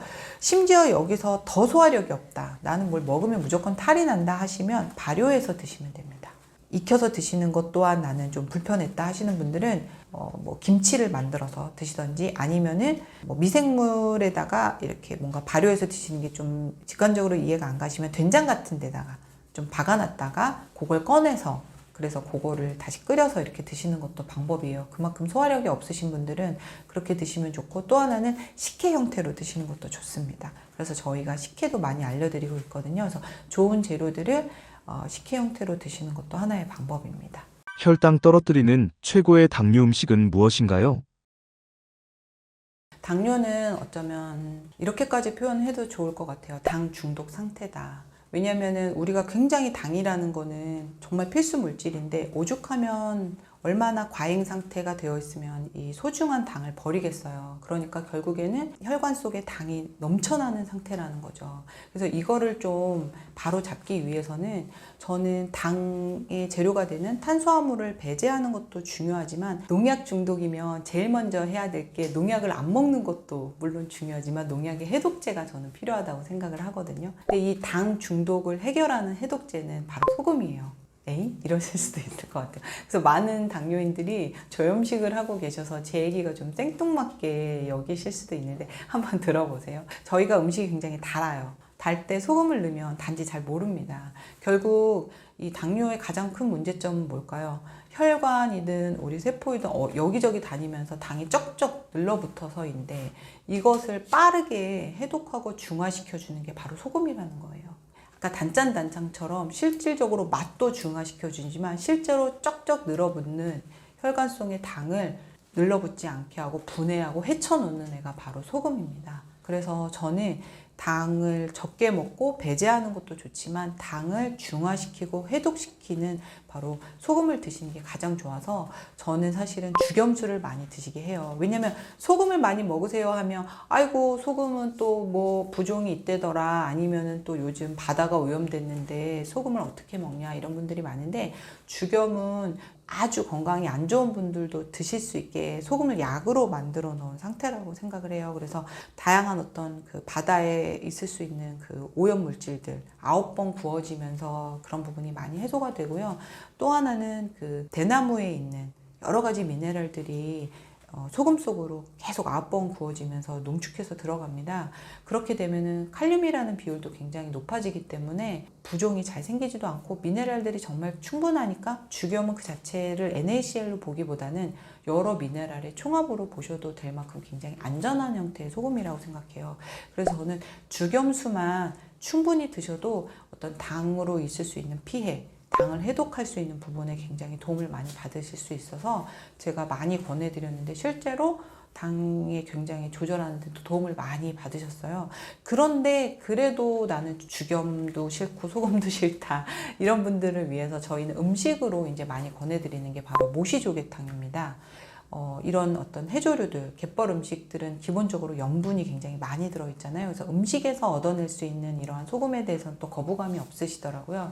그래서 저희 책에 보시면 약간의 이제 모시조개에다가 마늘, 또 버섯 이런 것들을 넣고 충분히 물을 우려내서 그 물을 계속 드시게 하는 거예요. 그렇게 되면은 안전한 상태, 자연계에 있는 어떤 염분, 또 미네랄, 또 모시조개에 들어있는 어떤 아미노산과 마늘에 들어있는 식이유황이 만나서 콜라겐 생성도 굉장히 잘해줘요. 근데 당뇨인들의 특징 중에 하나가 근육이 많지 않아서 오는 경우도 많습니다. 근데 근육 부분은 굉장히 중요해요. 왜냐면 우리가 먹은 혈당을 가장 빨리 소비해주는 소비처거든요. 소비처가 없어서 소모를 잘 못해서 혈관 속에 당이 넘쳐나는 것도 하나의 이유이기 때문에 저는 근육을 계속 잘 생성해주는 어떤 영양요법이 필요하다고 생각하거든요. 그래서 이 모시조개탕을 많이 권해드리는데 실질적으로 당을 해독하는 데도 도움이 되고 장기적으로 꾸준히 드셨을 때는 당이 요동치지 않게 또 근육을 잘 만들어주는 당뇨를 예방하는 예방 레시피로도 좋으니까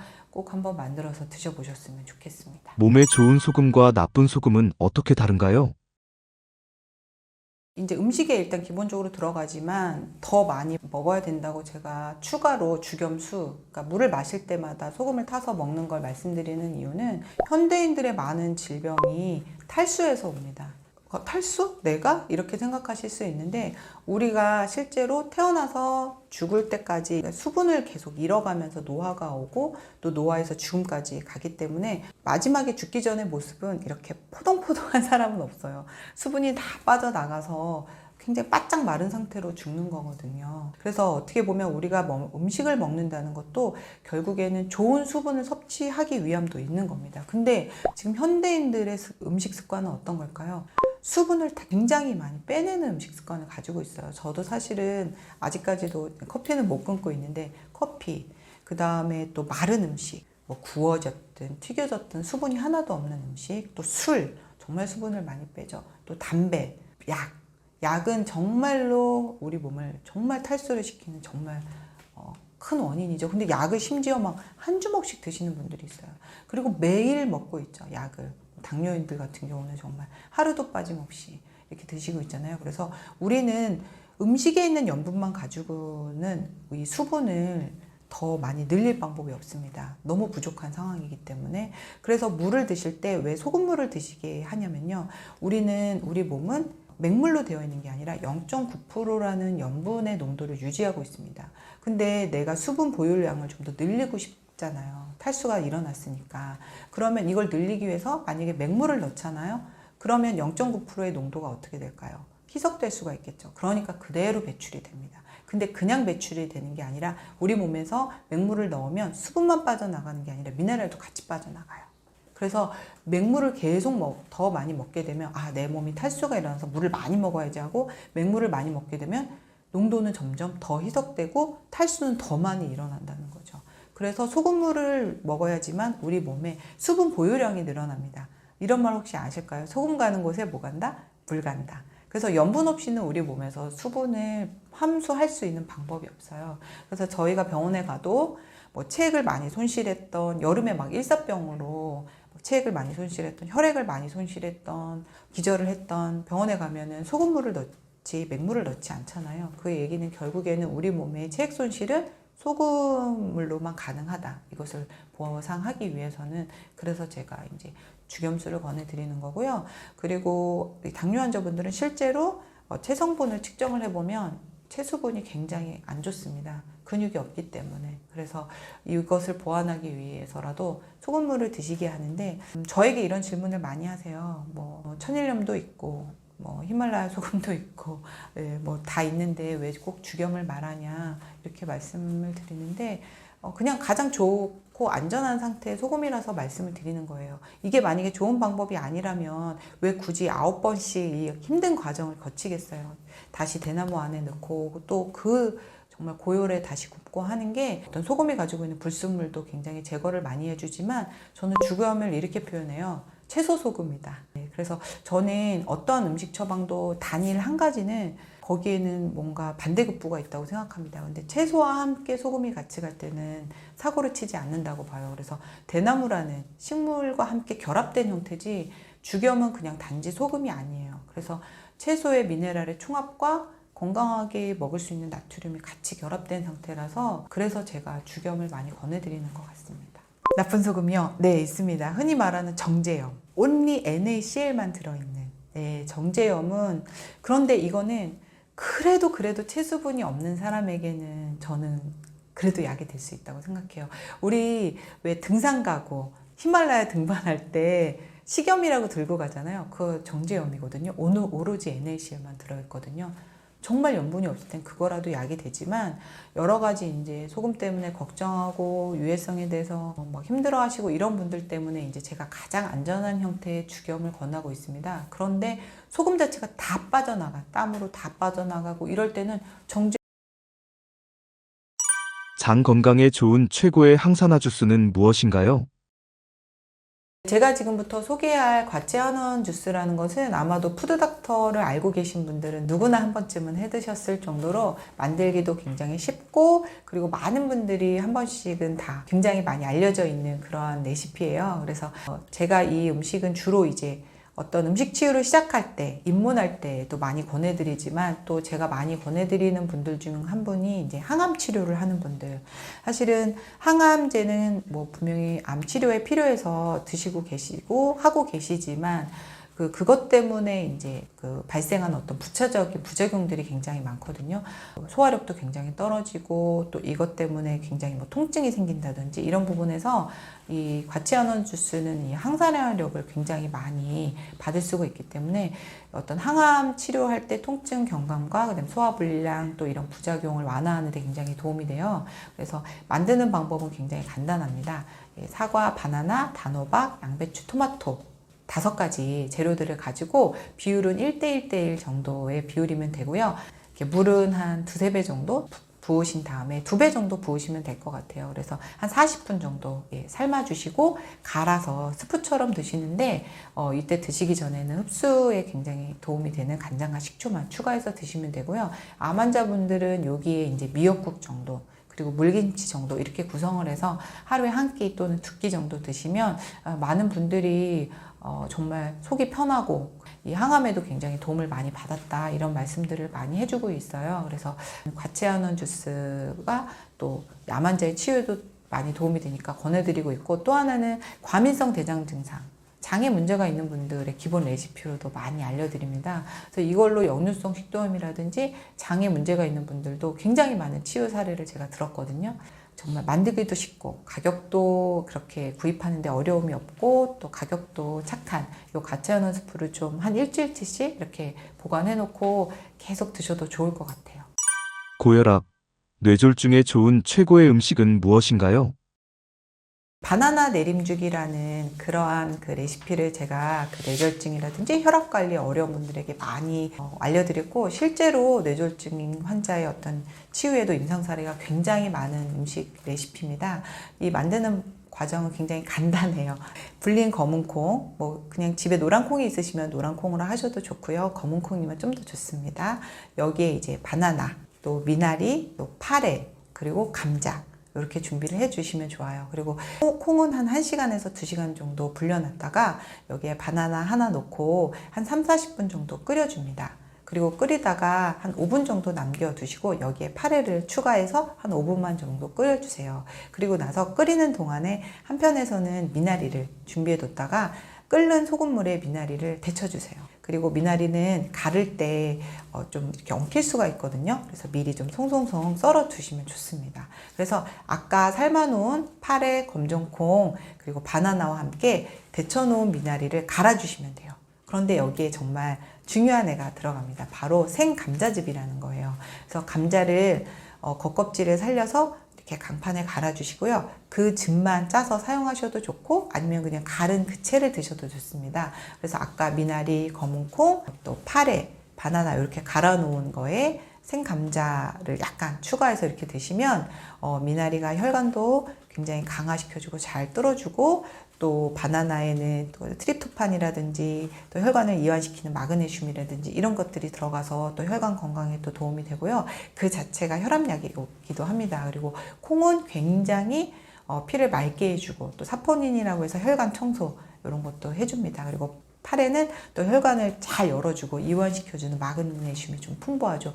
여기에 생감자즙은 혈관을 강화시켜주는 비타민C를 얻기 위함인데요. 비타민C가 콜라겐을 또 잘 생성해 주니까 혈관이 잘 뚫리지 않고 강화시켜주는데 좀 도움을 줄 수가 있는데 이 다른 것들은 다 익혀서 드시는데 이 감자만큼은 생으로 드시게 합니다. 바로 이 감자의 비타민C를 얻어내기 위함인데요. 요것만 생으로 잘 활용을 해서 죽만 잘 드셔도 이 치매라든지 뇌졸중이라든지 또 구안화사라든지 뇌혈관 질환 이런 데도 도움을 많이 받을 수가 있어요. 그래서 드시는 방법은 하루에 한 끼 정도 마음에 들면 하루에 2끼 식사 대용으로 드셔도 좋고 아유 난 이거 갖고는 배는 안 찰 것 같아 하시면은 그냥 주스 정도로 드시고 나머지는 식사를 하셔도 좋을 것 같아요. 며칠 전에 이것 때문에 제가 그 임상을 또 하나 받은 게 있는데 이것만 드셨는데 머리가 났다 이런 분도 있어요. 그래서 이 바나나 내림죽은 또 이런 뇌혈관 장애 뭐 뇌졸중 이런 데도 임상이 있지만 우울증, 불면증, 또 갱년기 여성의 안면 홍조, 방광염에까지 효능이 있습니다. 또 탈모, 이렇게 다양한 적응증이 있는 레시피니까 한번 잘 활용해 보셔도 좋을 것 같아요. 유방암 환자에게 추천하는 음식이 있나요? 요즘 유방암 환자분들이 진짜 많아졌어요. 그런데 대부분 아마 느끼실 거예요. 유방암 환자분들이 주로 갱년기 때 많이 발견이 되고 있어요. 그 즈음에서. 그러니까 폐경 전 아니면 폐경 후 이렇게 해서 결국엔 여성 호르몬의 불균형과 굉장히 연관성이 많다. 이거를 또 많이 느끼실 거고요. 또 하나는 제가 만난 많은 유방암 환자분들의 특징 중에 하나가 혈액이 많이 부족하신 분들에게 많이 일어났어요. 실질적으로 암이라는 것도 혈액 부족과 굉장히 연관성이 많고요. 그래서 제가 유방암 환자분들에게 이 두 부분을 다 어떤 보완할 수 있고 또 해결해 줄 수 있는 음식 처방으로 생청국장 미역 초무침을 많이 알려드리고 있습니다. 그래서 아마도 유방암 환자분들이 콩은 많이 먹어라 정도는 요즘은 많이 알려져 있어서 두유를 굉장히 많이 드시는데 또 그렇다 보니 콩에는 또 GMO라든지 뭐 여러 가지 또 유해성에 대해서 또 얘기하시는 분들이 많아요. 그런데 청국장으로 드시면 굉장히 안전하게 콩을 드실 수 있는 방법이거든요. 그리고 실질적으로 콩보다는 생청국장으로 만들었을 때 면역을 활성화시키고 이런 부분도 굉장히 좋아지고 항암 작용도 굉장히 많고 생청국장 하나만 해도 항암에 대해서 논문도 굉장히 많아요. 천연의 어떤 이소플라본이라고 하는 여성 호르몬 조절 물질 또 이거의 항산화 역할, 항암 역할 이런 것도 많이 얻을 수가 있어서 저는 생청국장을 권해드리고요. 또 하나는 이제 미역입니다. 미역은 여자를 고치는 성약이라고 할 수 있을 정도로 혈액을 잘 만들어주고 혈액을 정화시켜주고 또 점막도 강화시켜주고 또 혈관 내피세포도 굉장히 건강하게 만들어서 생청국장과 미역 이렇게만 만나도 너무 멋진데 여기에 이제 식초까지 추가가 되면 이 음식이 바로 단세지방산이라는 걸 잘 만들어줘요. 단세지방산도 요즘 굉장히 각광을 받는 물질 중에 하나인데 항산화력, 항암력이 굉장히 좋습니다. 단세지방산을 잘 만들어주는 생청국장 미역 초무침을 한번 자주 만들어 드시면 좋을 것 같은데 만드는 방법 굉장히 간단해요. 청국장 하면은 이제 두 가지 형태를 아마 알고 계실 거예요. 막 고춧가루도 들어있고 여러 가지 양념된 상태의 생청국장을 팔고요. 하나는 그냥 정말 발효된 아무것도 들어있지 않은 순수한 생청국장이 있는데 저희가 말씀드린 건 양념이 없는 그 순수한 생청국장 요즘 많이 팔거든요. 그래서 그거에다가 한 200g 정도 준비하시고요. 거기에 미역, 물미역을 사셔도 좋고 아니면 건조된 미역 불리셔도 좋습니다. 그래서 미역을 좀 적당한 크기로 썰어주시고 여기에 뭐 청국장의 잡냄새 같은 게 싫으시면 양파 같은 거 얇게 채쳐서 같이 넣으시고요. 여기에 식초 약간, 들기름, 또 죽염이나 죽염 간장 정도로만 조물조물해서 양념을 하시고 먹어보면 꽤 괜찮거든요. 되게 맛있어요. 그래서 드실 때는 살짝 구운 김에다가 청국장 무침 약간 넣고 이렇게 싸서 초간장에 찍어 드시면 반찬으로도 매우 훌륭하고요. 꽤나 포만감도 있거든요. 그래서 유방암 예방을 원하시는 분들 또 현재 유방암 때문에 치유를 고민하시는 분들 반찬으로 이렇게 꾸준히 한번 드셔보셨으면 좋겠습니다. 구독자분들께 해주고 싶은 말씀이 있으신가요?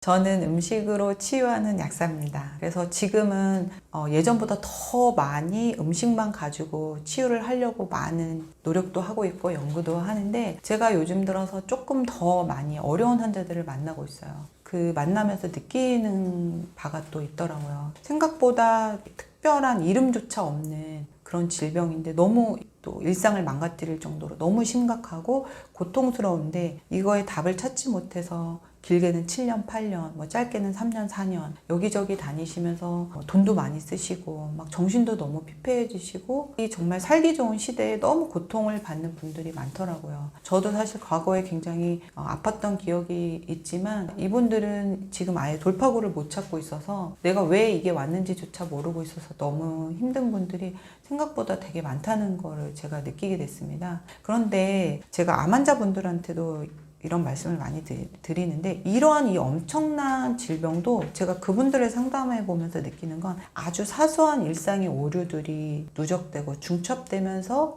이 엄청난 질병을 만들었다는 거예요. 그래서 그분들에게 왜 이런 질병이 왔고 이것만 잘하시고 꾸준히 해 나가시면 이거는 이제 고치실 거야 라고 말씀을 드렸더니 너무 기뻐하시는 거예요. 그래서 그분들은 대부분 어디 가면 이런 설명은 없고 내가 왜 이게 됐는지를 모르고 그냥 이거 해봐라. 이거 좋다더라. 이거 엄청 유명한 거다. 비싼 거다. 그렇게 해서 많이 이거저거 해보셨더라고요. 근데 저는 그 일상의 잘못된 오류, 요것들을 고쳐 나가고 이것이 어느 순간 내 몸을 바꿔서 치유가 일어나면 그게 어떤 질환이든 상관이 없다는 거죠. 그래서 저는 암 환자도 제가 해보니까 정말 대단한 것 때문에 올 줄 알았는데 그렇지 않더라고요. 작은 오류 하나가 시간이라는 변수를 만나서 그러한 어떤 생명을 위협할 수 있는 그런 암이라는 질병도 만난다 이런 것들을 제가 깨달으면서 많은 분들에게 이런 말씀을 드리고 싶어요. 이게 질병 치유에는 정말 대단한 치료제도 왕도도 없는 것 같습니다. 이 나의 어떤 사소한 일상의 오류 이 중첩이 이러한 엄청난 질병이라는 결과를 만들어내고 또 단지 이게 좋다 저게 좋다 하는 대로 이렇게 하지 마시고 하나의 치유의 기준을 만드실 수 있는 교육 프로그램을 꼭 만나서 교육을 좀 하시고 꼭 내가 왜 이것이 왔는가 좀 제대로 알려줄 수 있는 치유자를 만나서 치유의 기준을 통해서 제대로 된 치유를 꼭 하셨으면 좋겠다. 그러려면은 우리 몸이 어떻게 생겼는지 좀 제대로 공부를 좀 할 수 있는 기회를 만나셨으면 좋겠다 이런 말씀 드리고 앞으로 뭐 저도 뭐 제가 뭐 다 잘한다 이런 말씀은 아니고요. 저도 앞으로 이런 분들에게 더 많은 도움을 드릴 수 있도록 연구도 많이 하고 또 다음 기회에 나와서 또 더 좋은 정보를 드리려고 노력을 하겠습니다.